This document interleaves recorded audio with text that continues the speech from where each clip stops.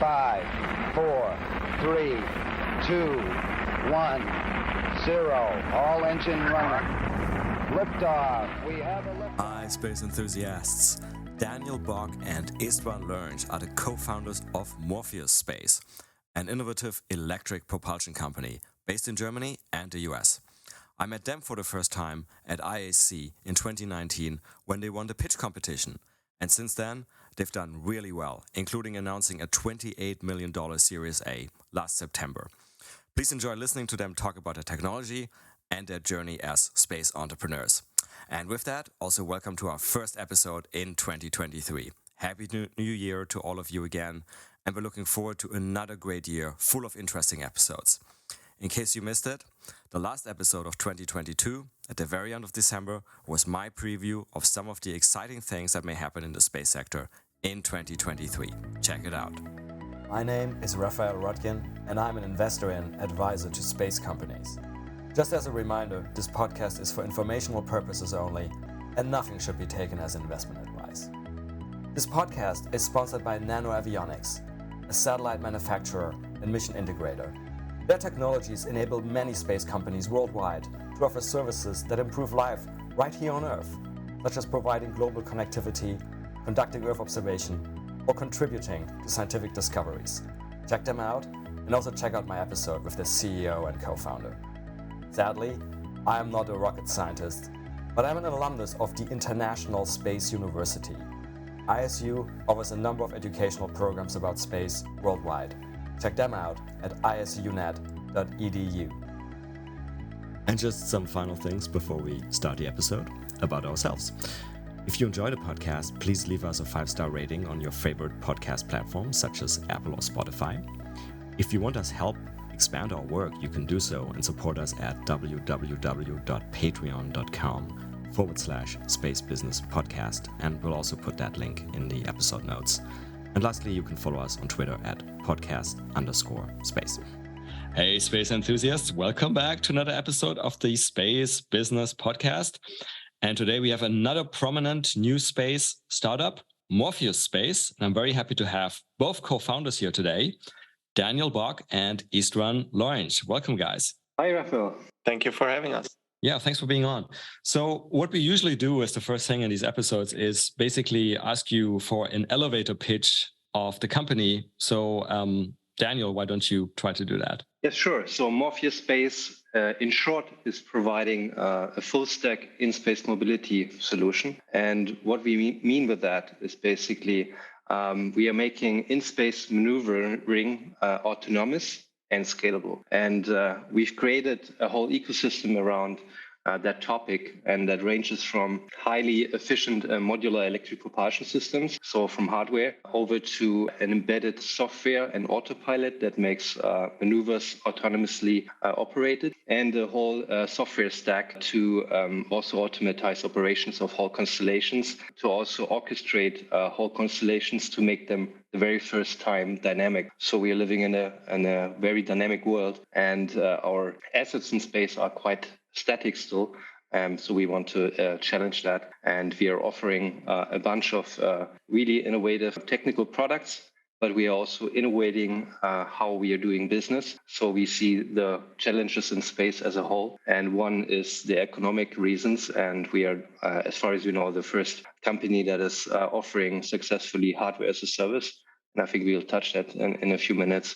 So we basically bill what you use your assets for. So we are basically offering a solution that addresses most of the bottlenecks in the industry, and with the overall goal to make space safer, more accessible, and more affordable. Okay, so there's a lot to unpack here, and we will try to address all of these points you mentioned. Let's maybe take a step back because I'm curious. So one thing I sometimes like to ask is just about the name, Morpheus Space. And so Morpheus, so I think Matrix, but what is the origin of the name? That's a great question, but it's also a manifold answer. So it's not just a single reason. One part is definitely because we are all big fans of the Matrix. So that's the first thing. But we also got inspired by the Greek mythology, like Matrix was also So Morpheus is the god of dreams in the Greek methodology, also able to change its shape depending on the dream. Basically, Morpheus could change its shape. And that's basically our overall vision. We want to create constellations that can change their shape, changing demands on Earth, that we are creating something almost living in a dream world. Let's maybe just spend a couple of minutes on the history of the companies. How did you guys sort of, wake up or decide to do, okay, there's space logistics and we don't think it's ideal and we want to try to improve that. How did that happen? That's an interesting story. It did not happen according to a grand scheme or a big plan that we saw a problem. It emerged as an opportunity over time. So we first met during the end phase of our studies or master studies in Dresden, Germany. And during Daniel's studies, he worked on a propulsion system, an electric propulsion system that utilizes FEEP. Field emission electric propulsion, it's called. And his focus was to miniaturize this technology. And in that time, this was in 2011, before 2011, where he started his work, and it culminated in a finished design in 2012, where he held his defense and presented his results. Funny enough, my first assignment as an employee of the university was to assess Daniel's work and be a judge of his thesis. And during his defense, I immediately saw a big potential for mass producibility because it was such an elegant and simple design. However, it would have been a big bet because back then, CubeSats were just a curiosity. So nanosatellites were used only by academia, and there was not really a business model, a business case for it. So roughly what year are we talking about there? This was in 2012. Okay. But we saw a trend in miniaturization, and we saw that payloads and small satellites will have value in orbit. And we also saw that commercial space has gotten a new momentum through the X Prize and all those things. All these little signals gave us a little nudge to keep this in our minds. And Daniel continued his research and development of this thruster until 2018. He successfully could finalize the design, validate it, and put it onto 2 spacecraft, where at the end of the year, they were shot up into orbit. And that's where we decided that this is the right time to found a company. So even in 2018, probably, I'm trying to put myself in the position now, back then, even then it probably would seem like sort of a ballsy bet, right? Because you probably had some people who would have just said like, why do we need propulsion? Like, you go up there, you go to your target. Exactly. You go to your target orbit. Maybe there's a bit of station keeping. Okay, maybe we deorbit, maybe just let it naturally decay. Other people who, actually, as you're saying, probably a minority said, okay, you need propulsion. They're like, oh yeah, there's some established providers of, basically traditional Hall effect thrusters. What made you guys feel confident that there was this gap in the market? Our belief and our trust in the progress of humanity. There is no other way in a future line than a growing space industry. And that can only happen when you make technology efficient. And it was not efficient at all. Like building satellites over decades that cost billions of dollars, one piece, is not something I would call efficient, right? So miniaturization is a logical next step, and that means that the volumes will increase, and that means that mass producibility is going to be a very, very important step. So we basically bet on this vision. And as you said so well, when we first got the space qualified stamp, basically, most of the players or the actors in the industry were either neutral about propulsion or they were against it, actually. We have customers that were actively outspoken against propulsion, saying that it's a waste of money and resources to put it onto a small spacecraft because it will deorbit anyways from LEO in 30 years or whatever. But we saw that it's impossible to maintain a constellation without having the ability to maneuver around. And we just said, okay, well, we'll talk in 2 years. Then we know what we're doing. Mm-hmm. And, we just had to wait 4 years since then when now the whole market has started to reach out back to us. The majority of our leads now are being generated by the influx of requests, not by our active outreach. So inbound interest. Exactly. Okay, just playing devil's advocate here. So we had a very recent guest on the podcast. I'm just not going to call him out now, but I mean, it even generated some like small discussion on Twitter who said something along the lines of like, oh, most people putting on propulsion for collision avoidance, it's more like PR than anything else. So I'm gonna assume you disagree with that, and maybe you can kind of talk strongly. Yeah. So that person has no idea what the constellation operators actually are facing day in and day out. That person is actually a constellation operator. Well, then I don't know what he was thinking, because I have seen the conjunction feed of a certain constellation operator. When you have hundreds of satellites in orbit, every day you're bombarded by warnings on the order of magnitude between 10 and 100 that there's a potential collision that could happen within a few days. And it is every single time you see that, you're throwing dice and you're playing game of chance. And what is also a fact is that the number of satellites is growing, so that playing that game of chance is just increasing in numbers, and the chances of the collision increase. So it's just a matter of time before people will lose millions of dollars in assets, and on top of that, ruin an environment where they will not be able to put satellites into that orbit for a long time. Yeah, so is it maybe for the benefit of our listeners, and of course, just a reminder for everybody, this is sort of like a non-technical podcast, and people are supposed to not really know what's going on. But so you're talking about conjunctions. Conjunctions is basically when there's a risk of collision, right, between two objects in space. Can you maybe, because I assume you have a lot of data and you've looked at a lot of data, sort of ever so slightly try to quantify, like, let's say you have a Earth observation satellite in a polar orbit or something like that. I mean, how severe is that problem? Is it sort of like you face one potential collision a month, a week, a day? Is there any sort of way you can quantify I can give you rough order of magnitude numbers. If you have a constellation of roughly 100 satellites, you will get on the order of about between 1,000 and 2,000 conjunction warnings per month Per month, yeah.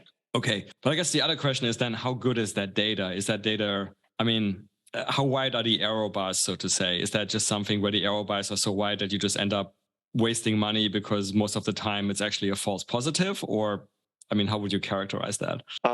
Most of the time, the collision doesn't happen, luckily, because which is good, because it is because of the way that we measure objects in space. The uncertainty around these objects can be quite high.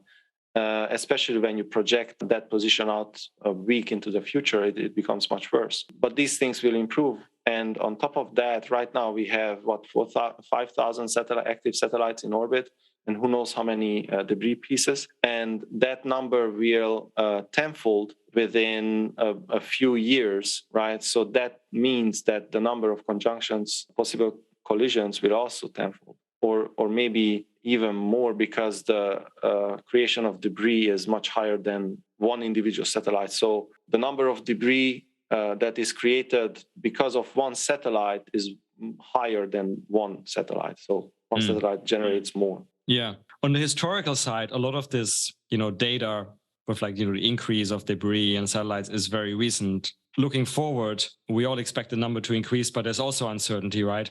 How does that leave you guys or the industry in general in terms of trying to do what I would call like propulsion modeling? If you're a constellation operator and you have to think of, I don't know even what terms you're thinking of in this. Is it like total delta V or something? How should people think about their propulsion modeling, and how can people like you guys assist in that?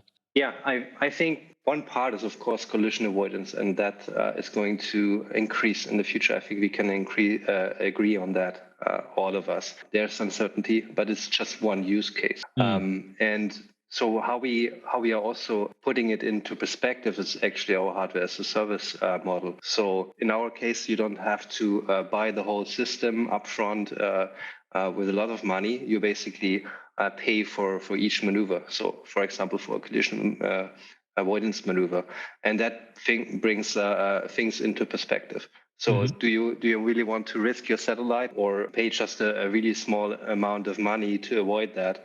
And that makes it, I think, more tangible, the risk and also the consequences. And it is just one element. So you can also change your operational orbit. A lot of satellites are launched with cheap rideshare missions, for example, and then the operational orbit is either below or above that deploy orbit. What brings in more value, even more, which the industry doesn't completely see it as it was in the beginning, that propulsion is actually a good thing and a needed thing, is that we are working on solutions to modify whole constellations, the orbit continuously to really reflect what's happening on Earth. So if there are natural disasters, for example, to adapt your constellation, if it's Earth observation, or if you want to address new markets with communication, for example, and cover new continents or increase the bandwidth over new continents. You have now flexibility in your operations, and you don't need to wait years to basically build new satellites, design them, and launch them to space. You can act right now. Yeah, so I would like to add to this that Daniel's point is the key here. It's not collision avoidance. Collision avoidance is basically an insurance policy, right? And insurance policy will never dictate business and business trends. And in that sense, when you talk about, well, I'm putting propulsion on board my satellite because I want to avoid collisions. Yeah, it might be an overkill. Right. However, you need to be able to react to the market. So if my competitor has propulsion systems on each satellite and they, because of it, they can drop their image price by 10%, right? Then what do? How do you react? You have to react to that, right? And that is the beauty of a competitive market. And what we do is basically putting propulsion into the perspective of value generation, right? We are not saying buy this propulsion system and then this is a maybe insurance policy to save $1 million CubeSat. No, we are saying that put this onto your satellite, and if you do a maneuver, we can calculate for you how much value that maneuver generates, and we take a piece of that. Right. This is how our pricing philosophy is laid out. And that was my next question. So sort of in the traditional model, you would just basically buy the propulsion system, right? So let's say it's a small sat and you pay, I mean, whatever it is, you guys tell me it's like $300,000 or something, or $500,000, you get a propulsion system, right? So how does it work for you guys? Is there like sort of any upfront payment, or is it basically all sort of OPEX, like you pay when you use it? Okay, I can take that. So we have an upfront cost, but it's more like a symbolic one, so that you're basically not ordering what you don't need. So to get a little buy-in from the customer, but the majority of the value is basically so it's about 25x basically. So 1/25 of the whole price is just the upfront cost. So it's comparable like your cell phone. You buy it also for €1, for $1, but you have a contract of using the phone for surfing in the internet, and that's the same approach we are taking. The majority of the value is basically and the pricing is OPEX. So when you need the propulsion system, you're paying for what you need. Yeah, and I would have, you mentioned the cell phone. I started thinking about sort of leasing a car, but like leasing a car, the down payment is usually like a lot more than 1/25. But of course, the other difference with car companies is they have so much data they can go on, right? To model this out. I mean, you guys actually have, well, correct me if I'm wrong, it seems like you guys have limited data, but you still feel comfortable. Yes, because we are not leasing a hardware piece. This is not our business model. That's the superficial first reaction when people hear about it, but that's not what we are doing. We are actually making one unit of propellant that is utilized in orbit more valuable through a stack of software, right? Because we realize that having onboard propulsion does not just magically solve all problems. It actually creates a lot of difficulties and challenges for the operator. It's not easy to just maneuver satellites. So on top of that, there are certain things that only we can do, like optimize a maneuver in a certain way or optimize an entire constellation's dynamic, right? That no one else would be able to do. And you would have to spend like a unit of propellant in order to achieve any change in dynamics. But if you can, through our software, if you can spend half of that and achieve the same result in half of the time, then I generated extra value for the company. And for that, I can ask for more money. So what happens is that our margins increase through software. So it's yes, the underlying thing is like leasing, but it actually enables us to generate more value for the customer. Okay. And this type of modeling, is that something you would go through with each constellation customer on sort of a semi-personalized basis, or how would that look in practice? Everything we're doing is driven by scalability. So we are not doing anything custom made, or we are not having an army of astrodynamicists working on modeling a maneuver for a satellite. No, we are creating tools that are applicable for every situation. And the biggest tool that we are creating is something that the entire academia has never heard of, which is utilizing AI and computation fluid dynamics in orbit in order to generate maneuver plans on the scale of entire constellations.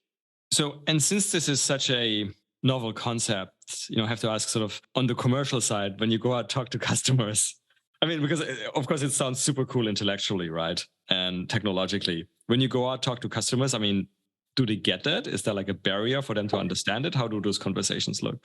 We just tell them the result of it. Nobody is interested in how a car works.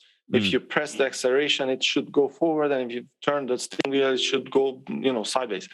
And that's what we are telling the customer. So if the customer wants to increase their bandwidth over Africa and drop their bandwidth over the Atlantic, where they have no customers, then we can enable that. If there is a sudden war breaking out in middle of Europe and there is not enough revisit for photos, then we can improve that. And they understand this, and they understand the value of this, because otherwise they would have to shoot up new satellites. And there you go. That's the value that we generate. I realize now we didn't really, we should spend a few minutes at least sort of on the technology side. I mean, you mentioned FEEP before, but again, it's like a non-technical podcast. So people, of course, don't know what FEEP is.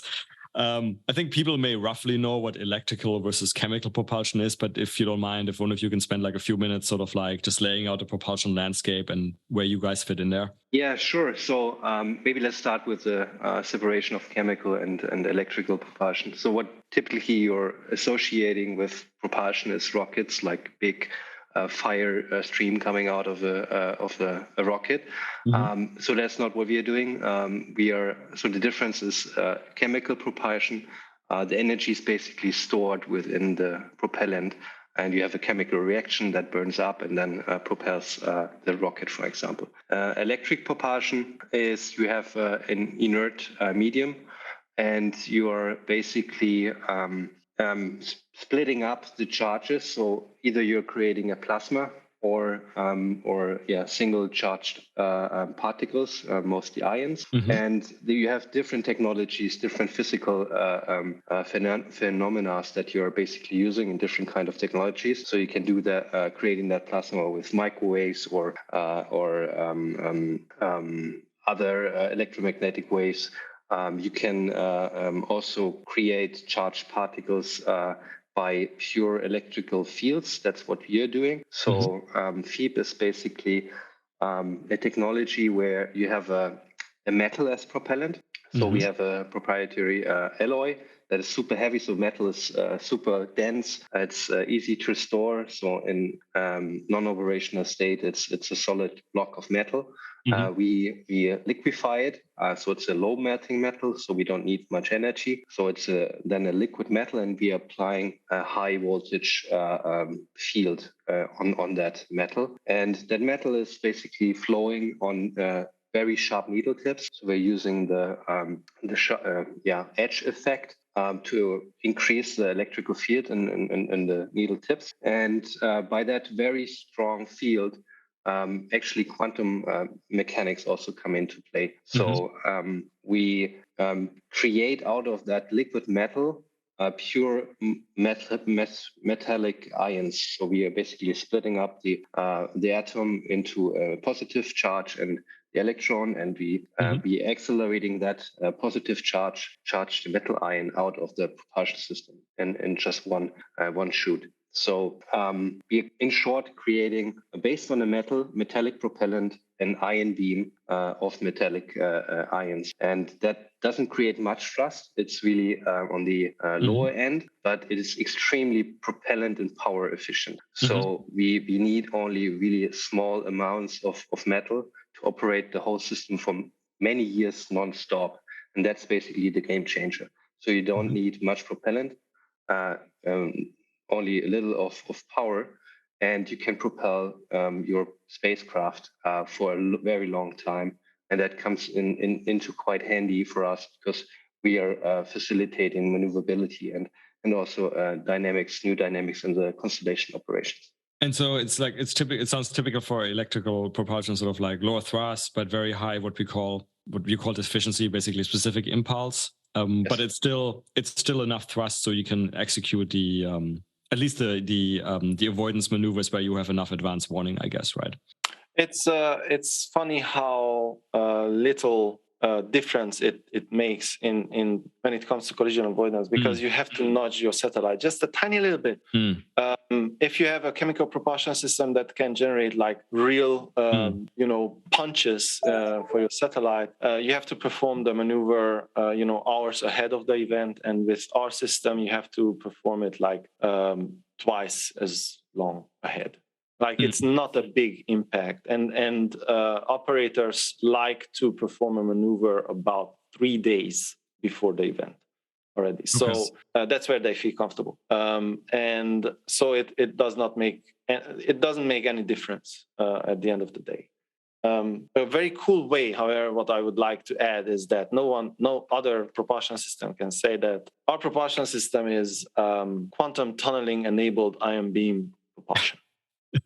Actually, we should make a T-shirt out of that. Yeah, you have to come up with some really cool acronym, and use that.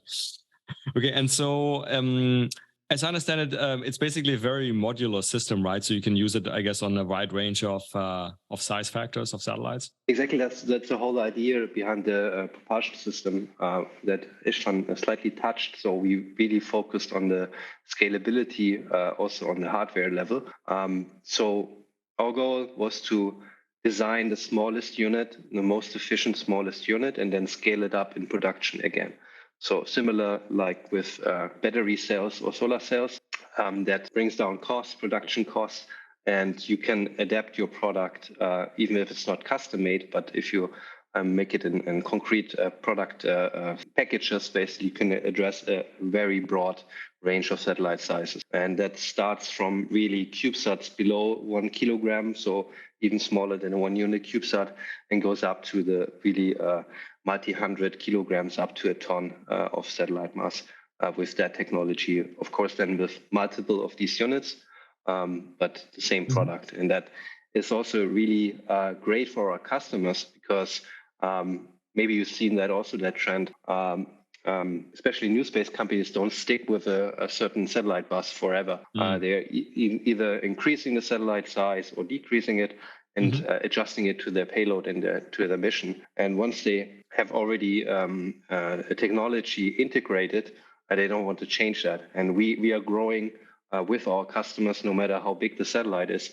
Once they had our product before, it's not a big thing to also put a few more modules on the satellite if the satellite gets bigger. And you were saying before, I think at least a couple of times, that this is all also designed to be very scalable in production, which then I guess would translate into sort of, a good cost or price to the end customer. Because I mean, one thing that I always ask as obviously a naive non-expert is, I remember like the first time I started looking at propulsion systems and the prices, I was like, why are these things so expensive? And I guess it probably has to do with lack of scale, but I guess you guys are aiming to be cheaper than what's currently out there in the mainstream, right? Yes, absolutely. Scalability in the production is, I think, key for the whole industry, not only for propulsion systems.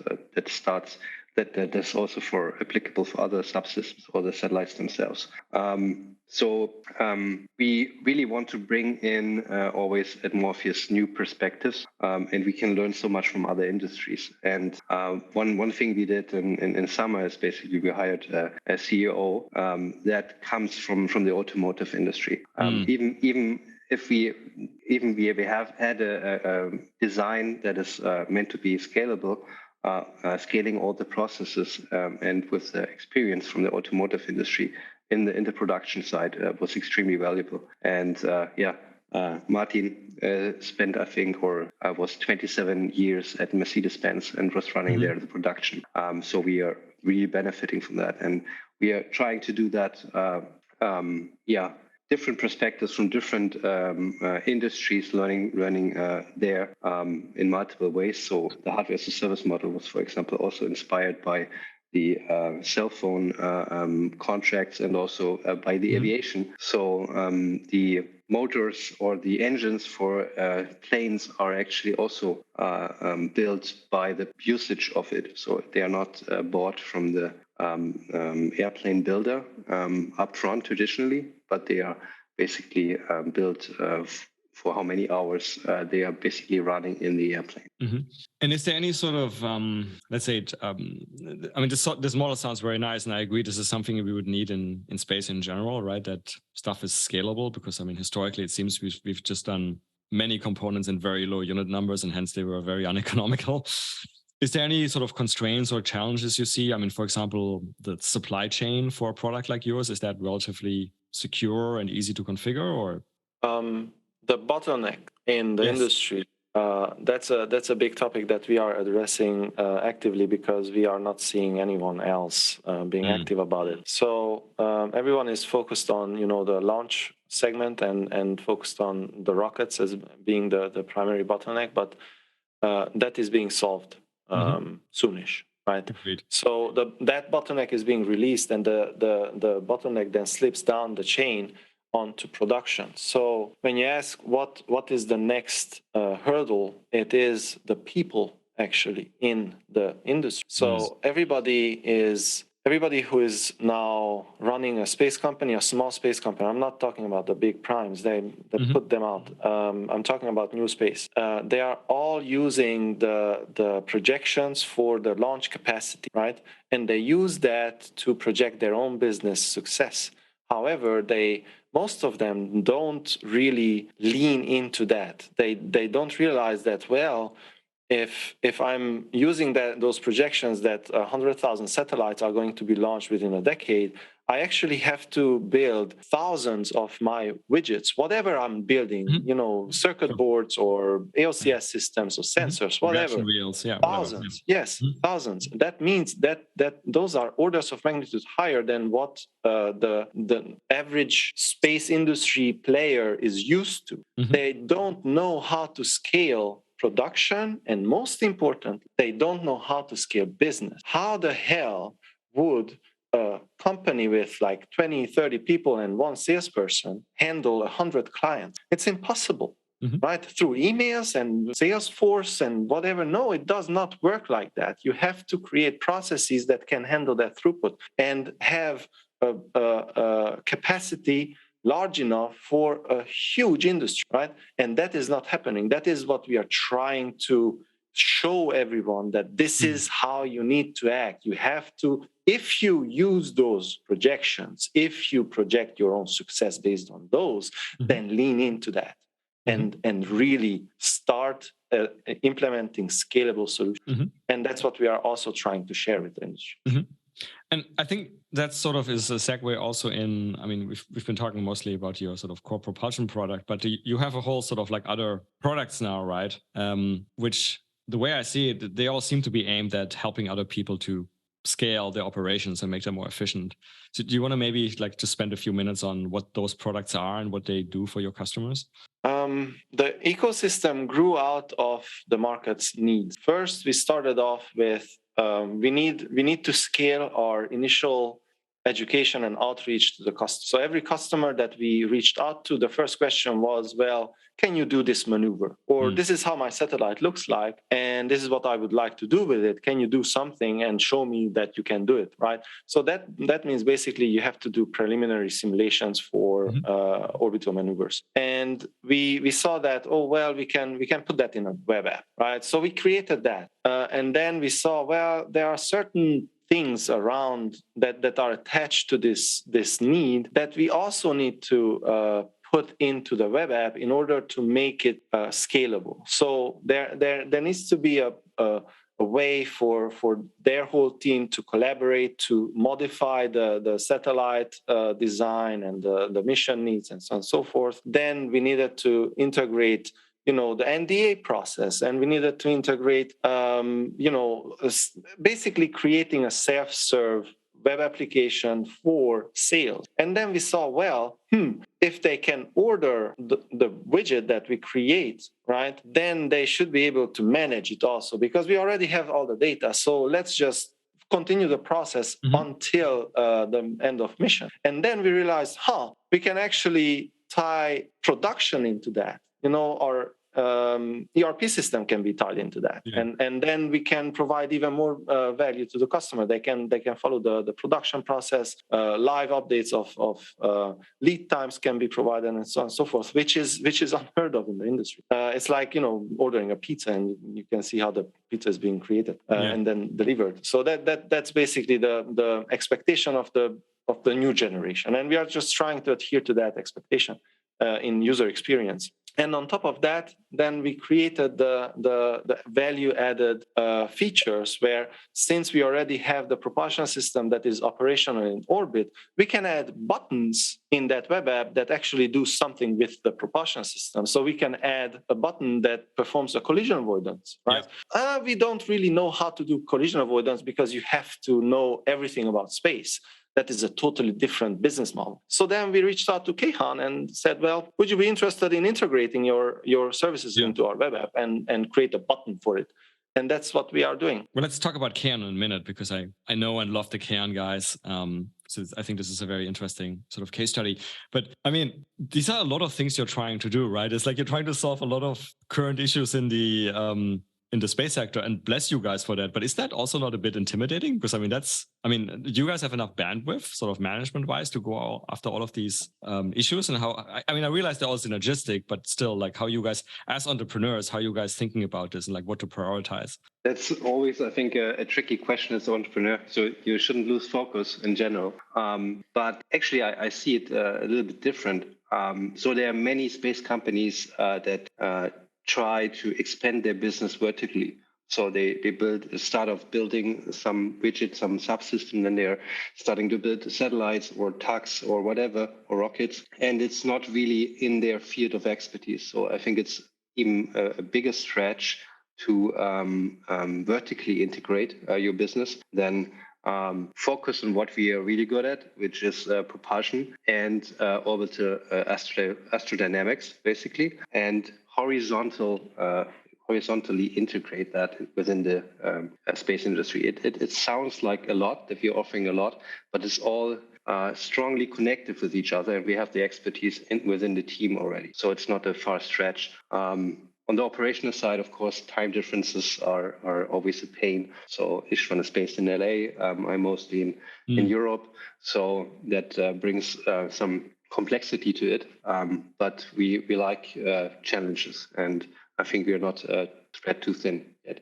Understood. And besides this question of, do we have the focus or the bandwidth, I would like to rephrase that question. What do other companies do for the entirety of the industry in order to make it grow faster and achieve those numbers? So what we are seeing is how we look at the industry and the projected numbers is that, those are projections and those are dreams, right? So what can we actually do in order to have an impact on the entirety of the industry? Because at the end of the day, if we have an impact or anyone else has an impact that next year there's going to be 50% more satellites launched, then that's good for us because our target addressable market is, right? So our motivation is at the top level, and we want to reach the top level. And that's how you reach the top level, when you focus on the most important aspects of the industry. Understood. So let's just talk a minute about your partnership with Kayhan. And so Kayhan, for our listeners, well, actually, there's a previous episode with the Kayhan guys. So listeners can go back and listen to that. But Kayhan is basically a company that's giving things like conjunction warnings, so doing space situational awareness. Do you just want to quickly describe how you guys are working together with Kayhan and providing value to your customers? It's very simple. It sounds like, when we announced our partnership, everybody was like, wow, that's so innovative and whatnot. It is not. It is just a logical next step to integrate collision avoidance into a mobility ecosystem. We can make it sound super complicated, and I can talk hours and hours about the details of it, but at the end of the day, they provide a service for the most optimal thrust vector that would achieve avoiding a potential collision in the future. And we provide the means to execute that thrust vector. So we just merge those two into a button on our web app. So when the customer presses that button, so we also get their, we are funneling also their alerts. So the customer can see that, this specific satellite might collide with another satellite in 7 days. Do you want to do something about it? You click on it, you see the relevant data, and then you can make a decision whether or not you want to act on it. If you press the button, then you get that thrust vector. That thrust vector also is attached to a total delta V that is that we can use to convert that into dollar amounts, and then the customer can decide do I pay that $200 to save my $5 million satellite or not? Do I want to gamble or not? And suddenly we put propulsion into perspective of value savings or value generation. And it's that simple. Obviously, in the back end and technical like merging technologies is not easy, but from the user experience and the UI, quite straightforward. So as we're coming closer to the end here, let me ask you guys, what's your vision? Where do you see, where would you ideally like to see Morpheus in whatever the right time frame is? 5 years, 10 years? So we want to see Morpheus as a backbone for in-space mobility. So basically providing the infrastructure in the back end for the industry to not care anymore about the nitty little details of astrodynamics and how to execute a maneuver, how to operate your constellation. And with that approach, we really want to increase the addressable market. We want to get away from this exclusive circle of space experts using space. We really want to make space a commodity and open it up to other industries even more, so that it's basically just a back end for the industry, a backbone. And if we achieve that, I think we are very happy. Yeah, I would like to add that we will never stop asking ourselves at the end of every day, what did I do today to help the growth of the space industry? And that creates our backbone as a business and a collective of wonderful people. And so let me ask you the two questions we usually ask at the end, and I guess one ties into that vision already. So if you guys weren't doing Morpheus, but you guys, of course, are living and breathing space, and it's clear you're passionate about space, is there something else you'd find really interesting to do in the space sector? Yeah, a lot of things. So that's a great thing about space. It's, there's no limit for being creative. I think if I think about the bottlenecks, besides the ones that we are trying to solve with Morpheus, next big bottleneck is energy in space. Having alternative energy sources like fusion or so, that's a little bit more far out in the future, and not so far in the future, I would say getting data processing and data centers basically into space and create that infrastructure that can deal with the growth of the industry near to Earth, but also looking a little bit further out to the moon and other planets or planets. Yeah, that would be something I would be really interested. But Istvan maybe has some other takes here. For me, it's very straightforward. I come out of academia And one of my inherent talents is to see what is broken. And I can tell you that all of academia is broken. In certain fields, I can tell you in biotechnology in the US, 85% of the resources allocated towards academic research is wasted. So the result is not a null, it's not a positive, it is bad work that has zero value. That comes out of a very, very old, out of date system that needs to be brought into the new generation. And I've spent a significant amount of time to figure out how to solve that problem and how to revolutionize all of academia. It's just a huge beast with a lot of, let's just say, dogma and people not wanting to change it for obvious reason. So the only way I could tackle that problem is with a critical mass. And that's what I would do if I would not want to change, the space industry. I would somehow still want to help humanity. And just imagine just improving that number of 85% down to 60%, like improving 20%. What would that mean to the advancement of humanity? It will be huge, and that's what I feel passionate besides space. Yeah, I can totally. I mean, and that really transcends space. I mean, that's a lot of, like you mentioned, biotech. That's a lot of disciplines. It's interesting. It ties a little bit into, and listeners can listen to. There's an episode relatively recent with Avi Loeb, the astrophysicist from Harvard, and he also quite severely, let's say, he quite severely criticizes the way academics currently works, and that it's probably suboptimal. But let me ask the final question we always ask for both of you guys, which is about science fiction. We already mentioned The Matrix, but beyond The Matrix, favorite science fiction, anything, films, movies, TV shows, books. I really like sci-fi that is not that accurate and that technical, so that is inspirational and really makes you think, is quite deep. So I think Matrix is covering that, but there are also others, and maybe also with some fantasy touch in there. So I'm a big fan of Inception, for example, or that has time travel series. I think Dark was the name.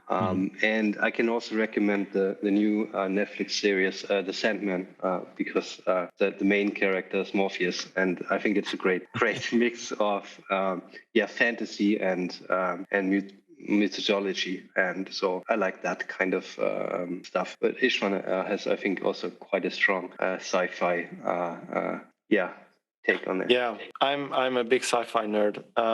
I could talk about works of art in this genre for days. However, nothing will ever beat the work of Asimov, and the series that has been created, Foundation, is such a beautiful homage to his work. It is absolutely not what he created, but it is a work of art that comes out of a place of passion and love for his work. And I would, if anyone listens to this and didn't see that show, go and watch that, because it's just beauty. Yeah, Foundation, absolute classic. I would say also, like, if people have the time to read the books. Absolutely. I think that should be the series is pretty well done. It's obviously not following the books exactly, but it's I think it was nicely done. But yeah, it's a very interesting concept of also the concept of psychohistory, that we can mathematically predict the future, which definitely seems to be beyond my mathematical ability given how world history is going at the moment. But it's a nice concept. But I love that he intuitively saw that the further out you project, the more accurate you become, and I really love that insight. This is true. But Istvan, Daniel, thank you so much for being on. Morpheus is a really interesting company. Love what you guys are doing, and again, it's not just propulsion; it's much broader than this. So thank you for all your efforts in the space sector. I hope we can accompany you for many years, maybe even decades to come, together in the space sector, and maybe we'll talk again in a few years. So thank you, and all the best to you guys. Thank you so much, Raphael, for having us. Pleasure to talk to you, and see you soon. Yeah, that was fun. Thank you so much.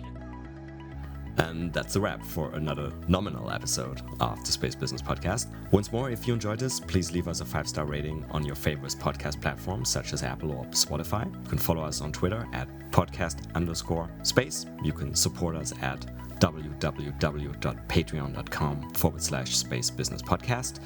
Lastly, if you have any feedback, including ideas for guests, and that may include yourself if you have an interesting space story to tell, or interested in being a sponsor, drop us an email at spacebusinesspodcast@gmail.com. See you for the next episode.